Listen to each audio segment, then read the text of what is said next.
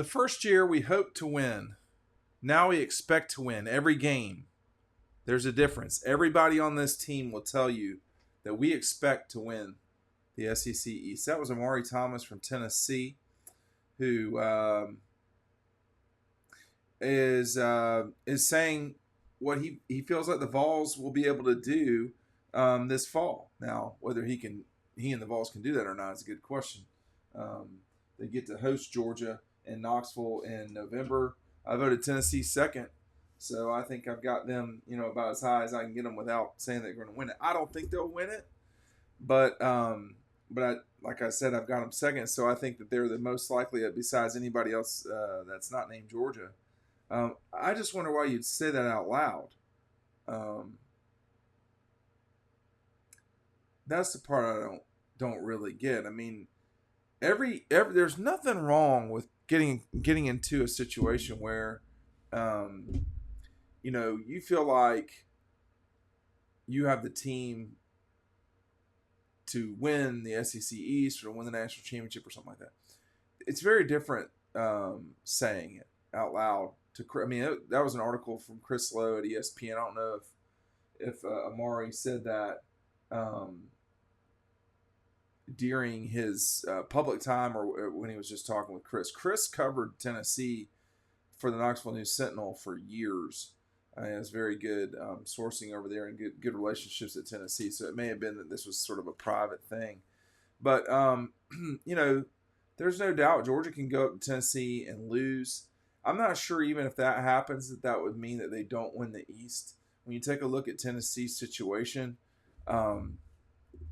they've got a challenging schedule. It's not, it's not anything that they can't get through. They go to Florida. Well, they play Virginia to open the season on September 2nd, that first Saturday at noon on ABC. And then they go to Florida a couple weeks later, and then they host South Carolina at the end of September. Now, they should win that game. But they really didn't play well last year and got smoked by South Carolina and Columbia. And then the tough part of their season really shows up after that. They host Texas A&M, probably a game they should win. They play out Alabama, a game they should lose. They go to Kentucky. We're hearing a lot about Kentucky again. We'll see if they can get the job done in any way. 2 weeks later, they go to Missouri, a team that Tennessee has struggled with a lot more than you'd like. And then after that weekend in Missouri, they host Georgia before hosting Vanderbilt. A season before that, as you recall, Tennessee got off to a super hot start, wound up ranked number 1 in the AP poll. I'm sorry, in the BCS poll, in the college football playoff poll. Georgia was number 1 in the AP poll. And got really kind of touched up by Georgia pretty solidly. And then blew out Missouri before getting absolutely hammered by South Carolina, 63-38. So those were their 2 losses. I mean, it also, though, skips away from, they won the Pittsburgh game on the last play of the game. They won their game against Florida last season on the last play of the game. They won the game against Alabama on the last play of the game. So you could argue that they were playing with fire. But they had some really good wins last year. I mean, they beat the smell off LSU, and then the win over Alabama obviously was huge. I think 44-6 win over Kentucky, that's lopsided and nasty. And then they beat Clemson by 17 in a game that was important for both schools. But I just don't. I'm not sure that I buy Tennessee winning the East, although they should think that they can and will. Make sure you're picking up our 2023 preview. When you get double dogs, it comes with it. We're not going to have this by this time next week. This offer won't be here, so make sure you're picking it up today, or at least it won't be the only offer we've got. So pick up Double Dogs. It's a book about written about the national championship season. A lot of stories in there, including a behind-the-scenes look at Georgia's win over Tennessee. Kirby Smart is 17-7 against top 10 teams, 17-7. So a lot of that's Jalen Carter throwing Hendon Hooker to the ground in the end zone with the ball flopping around. That was not called a safety, amazingly. Anyway, Keely Ringer right here. So make sure you're picking these both up. You don't want to miss out. A lot of very good reading. It's the only All Georgia preview that's out there. If you're going to mention any other ones, you're wrong. But this one actually has stories and so forth in it. So don't bother with the other ones. If you want to read about San Diego State, maybe those are the ones for you. I don't think Tennessee wins the East. I don't think it's out of the realm of possibility by any stretch. I think they are the most likely. I do wonder if they will, they had a wonderful season this last year. They finished top 10, if I'm not mistaken. And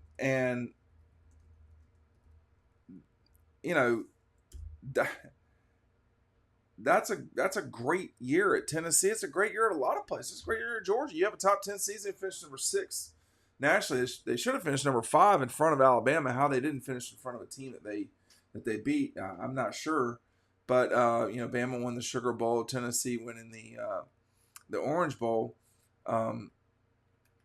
Tennessee with a better win in that bowl, barely, but a better win nonetheless. Clemson finishing 13th and Kansas State 14th.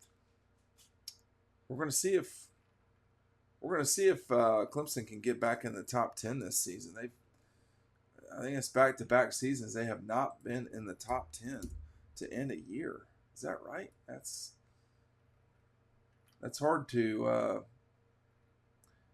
imagine, considering how much they've been on the minds of everybody. Yeah, they were 14th, so back-to-back seasons of not even top 10s.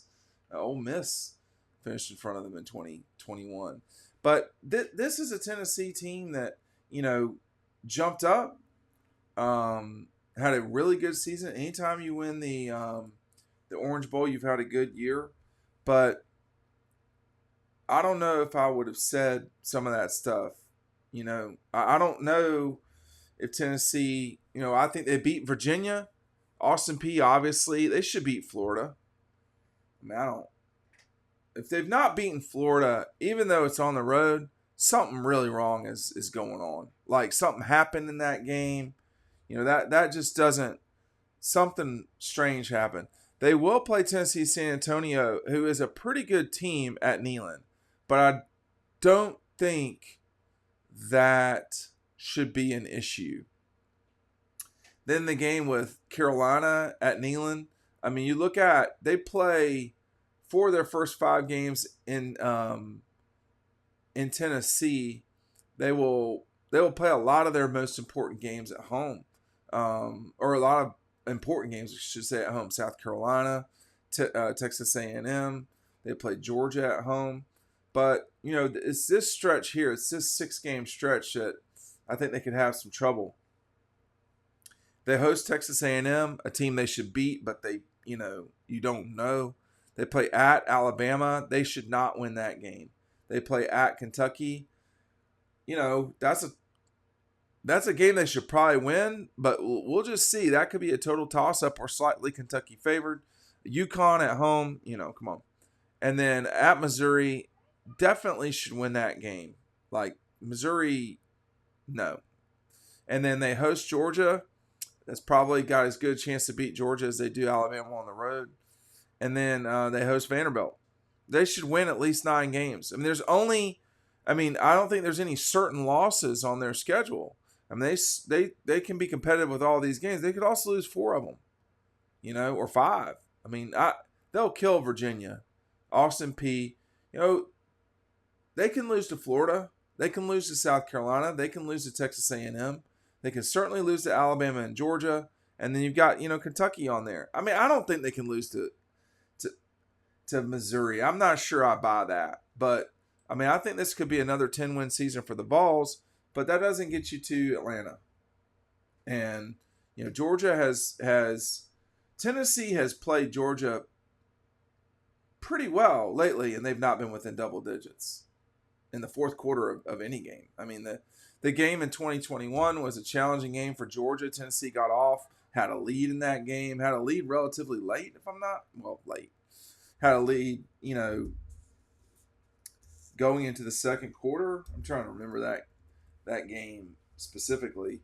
But yeah, I mean Georgia. That's right. So they were 10-7 on the Dogs going in the second quarter, and then Georgia scored 20 unanswered points, and the game was over. The game was basically over at the half when Stetson hit James Cook for a touchdown to go up 24-10.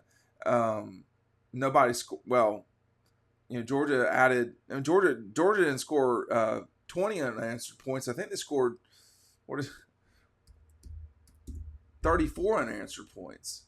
So, Tennessee, if they want to get where they got to go, has got to improve on the offensive side of the ball. There's still also other question marks too, which is, can the new quarterback get them where they want to go? Hendon Hooker was so good for them.